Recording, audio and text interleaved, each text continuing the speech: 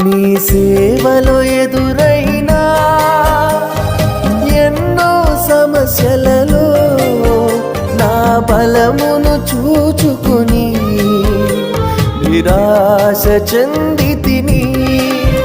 నీ సేవలో ఎదురైనా ఎన్నో సమస్యలలో నా బలమును చూచుకుని నిరాశ చెందితిని.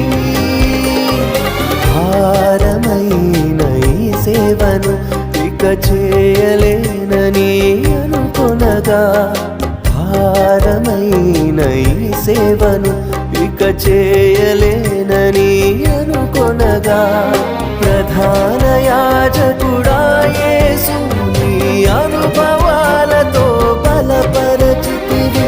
ప్రధాన యాజకుడా